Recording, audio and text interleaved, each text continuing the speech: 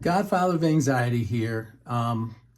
Welcome to the channel, and this is going to be my first interview. I've told you guys that this is something I've been wanting to do because I think it's really important that we get different perspectives from people who are actually suffering these anxiety spectrum disorders. And today we have with us somebody, again, very brave for doing this. We're going to be talking about her history here, specifically with social anxiety disorder, but as well as any other mental health issues. So just so you guys know ahead of time, we're going to call this person Batman, as they wish to remain anonymous. So having said that, when did you first start to experience social anxiety?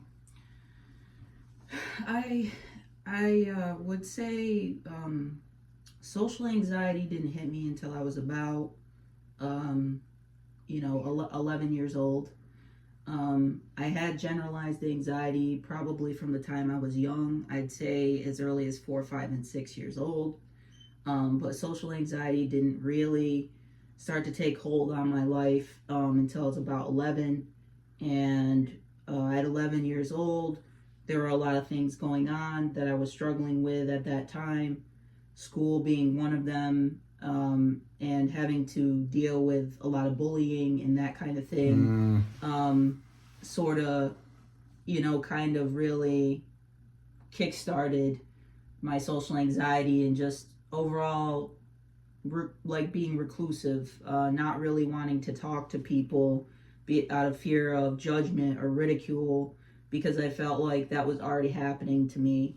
So I figured if I just avoided talking to people, avoided those kinds of scenarios altogether, kept my head down, it would help me avoid certain situations, those kinds of potential situations. And then as time went on, it just exacerbated and gradually got worse as time went on. Okay. Middle school, that's tough for a lot of us. I know it was for me. So to go along with that, what did you notice were your biggest triggers when you first started to have social anxiety? What would you notice that would trigger it the most? Oh, well, number one, I think, is always people. Okay. People in general, talking to people, just engaging with them, trying to have a conversation with them, in general, was very, very anxiety inducing. Sometimes trying to talk to people felt like trying to climb a mountain or something like that, and it was hard for me to get couple of words out, or even times I'd be so anxious I'd forget my name. If I was being introduced to somebody, I'd forget my own name. I'm like, how does that even happen? But people would definitely be my number one trigger. And then other things, they're, I'd say, relatively smaller, but just things that everybody does, that are everyday things that people do, that are just part of being a human being. I started to be paranoid about the way I looked doing those things. I can remember something really silly, like in school. I remember when it was lunchtime, we'd be in the cafeteria, and if I forgot my utensils, and I had to my eating utensils, and I would just kind of sit there, and if I had forgotten them, I wouldn't go and get it. I'd be too afraid of getting up and going and getting it, because the idea of hundreds of kids looking at me, staring at me while I'm doing this, or just it was ridiculous. It was ridiculous. All kinds of stupid things in my head. But then what was stupid was certain things that would bypass it was if somebody else asked me to do the thing. So if somebody forgot their eating utensils and said, "Hey, Lid, can you go and go and get them for me?" Then all of a sudden it bypasses my mind because I'm doing it for somebody else. Sure. So I especially noticed just little things like that. It was ridiculous, or just being paranoid that everybody's staring at you. I still don't like getting up when we're in an auditorium full of people, sitting down in rows and having to walk back. Sure. Because I just can't take the eye contact or the idea of eye contact, because a lot of the time it's not what you really think it is. Sure, absolutely. And sometimes it would get so bad that I wouldn't even have to be in a situation where that could potentially happen. It's just the idea. I'd be sitting there in my seat and thinking, oh, everybody's staring at me, even though very clearly not everybody's staring at you. I'm not that important of a human being. So, just things like that. And I think something that you talked about on your channel that it was definitely, an experience that I went through. And at the time, it took you a little bit to understand, but I think as time has gone on with your own experiences and being around me, it's kind of opened your eyes, especially with something like social anxiety. I remember I was getting in the car. You were in the car. You're going to take me home, and I had a water bottle with me. I had just gotten out of school, and that water bottle dropped. It dropped out of the car, and it rolled underneath the car.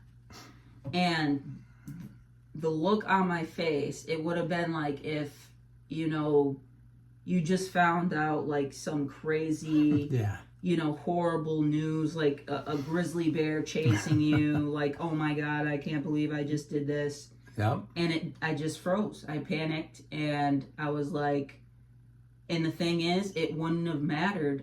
Honestly, you could have drove away, not picking up that water bottle. That was the decision I was making right there. Yeah. Going underneath the car and picking up the water bottle was not worth it to me, because my anxiety and the paranoia and the fear of people watching, being judged for it, sure, all of that overrided that completely. So, there's certain things that, there's certain things I haven't done, that I've avoided just so that I don't have situations like that happen, because I know that the alternative would be like, oh yeah, maybe you forgot something like your credit card or something. Oh no, I'm gonna never mind.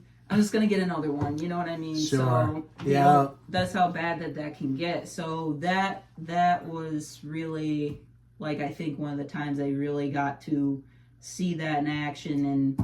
And then as time has gone on, you realize, just from other people and your own experiences, that it's not something that makes sense at all. No. But no, none of these conditions. But it's horrible, so horrible when you're in that place and you're going through it, just how difficult it is. I did want to touch on just one quick little follow-up to that. How are you, because I hear this with different people who suffer from social anxiety. How are you with being on the phone? Yeah, you know what? Totally forgot about that one. That is a huge one. I'm terrified of answering and talking and conversing on the phone. I'm already a part of a generation that we don't really talk on the phone anymore, right? We really don't. We text a lot. That's kind of our way of communicating with people. And I'm sure that didn't help me, but it is debilitating for, it's been debilitating in the past, especially if my social anxiety is really bad, to talk on the phone. I've had other people have to talk on the phone for me, and basically pretend to be me, because I couldn't get myself to talk on the phone. It's like I had Yeah. the inability to speak. The anxiety would be so bad. It's terrible. And then another experience I had in particular was a friend of mine, a really good friend of mine. She wanted me to, take her place at a job that she was doing at the time. And it was basically like, I don't know what you would call it, like being a receptionist or something Sure. like that. Yep. And, your job was basically when people called you'd schedule appointments and that kind of thing. You'd write it down and that kind of thing. And, so you get calls most throughout the day. Sure. Every other aspect of the job, even though I had a lot of anxiety with other things and just getting myself to work were not that bad relatively. But when it got to the phones, I remember she was like, she's training me. She's like, okay, this is what you do and all this. And then having a list of people that you have to call and let them know that their appointments are coming up, or when people come up to the desk and are scheduling their appointments and trying to find a space where you can put them, but especially having to make the phone calls to confirm their appointments or to tell them that an appointment is on a certain day. That did not go over very well. That was very, very disastrous. I just completely froze. Yeah. I think the one time, instead of answering it, I put it on speaker. And she goes, no, you put it on speaker. And my eyes got as wide as saucers and I just froze. Yeah. And she just took it from me and, this and that. And she was really cool about it. And finally, that kind of hit a head where, up until that point, I was really, really quiet about a lot of the issues that I had mentally with other people, even with people that I was very close with. But that was a point where, I disclosed to her that, I had a fear of doing this, that I had social anxiety, that was having these types of issues, and, that I was throwing the idea around the idea of getting medication and seeking therapy. Let me interrupt you right there, because that leads right into segues into the next question perfectly. And that is, when did you decide to get treatment for your social anxiety? I have to say that situation right there was the nail in the coffin. If we really want to say, when I decided to officially get treatment using medication, it wasn't until my early to mid 20s. Sure. So it's only been in the last couple of years that I have been, obviously seeing a therapist, but also taking medication along with that. Before that, there had been some times where, I had seen a therapist, but I didn't want to take the medication. I didn't like the taboo or the stigma Sure. of taking medication. And, and also I was always paranoid about the side effects that came from medication as well, and just not wanting to be labeled as crazy. I think that's why, a lot of us don't talk about these kinds of things, because of the negative stereotypes, the stigmas attached to it, not wanting to be judged as crazy when that's not what's going on. We're not crazy, but, just that. But it took me a long time to open up to the idea of taking medication. For a long time, I had tried to do it on my own, or I had some short stints with like counselors. Sure. Or another therapist without the meds. Mm-hmm. That wasn't very effective. Then I did some things that were kind of counterproductive, where they probably just exacerbated my issues more. Okay. Avoiding things, doing that kind of thing, and then that just makes those types of issues worse. And then I realized it was affecting my life to a point where I couldn't live my life. I couldn't work. I couldn't, my relationships, I felt really isolated, didn't really have a lot of friends, didn't, it was just really, really bad. It was just basically locked in your own prison cell and feeling like you're completely crazy, just like you're going insane. It drives you crazy. And, it wasn't, like I said, it took me a really long time. But once I realized it was basically just stopping me from living my life and being happy and just doing things that neurotypical people do, that was like a wake-up call for me. And I'm like, I can't do this anymore. Or, potentially, because I deal with depression, too, that perpetuates, like suicidal thinking and that kind of thing, and, I knew that wasn't where I wanted to go, and that wasn't a mind state I wanted to stay in. Absolutely. So, you've already touched on a lot of this, but is there anything specifically that you feel as though has been the hardest part of dealing with anxiety in general and social anxiety specifically? I think that's multifaceted because there's tons of things. For me, it's not always just one specific thing. Sure. Like I said, I think the things that really are big triggers for me is communicating with other people in any type of way, whether that's through phone, whether that's trying to talk to people, if we're talking about social anxiety, or even just, going into crowded areas or, grocery stores or places that everybody goes, that sometimes that feels like I'm fighting for my life, like I'm on an episode of Survival or something. And, it shouldn't. It's something that everybody does. No. But, or just taking something that's relatively normal and completely catastrophizing it, like making what's the worst possible outcome. You make these unrealistic scenarios in your head, and you have your mind convinced that they will happen. And then when you actually do the thing, it doesn't happen. Then you just wasted all of your mental energy and everything, and then you're tired and feel like you ran a marathon, just want to go into a coma after building yourself up to that point. You just wasted all that time for nothing, and but yeah, those are the things that I would say, in particular. Okay. All right.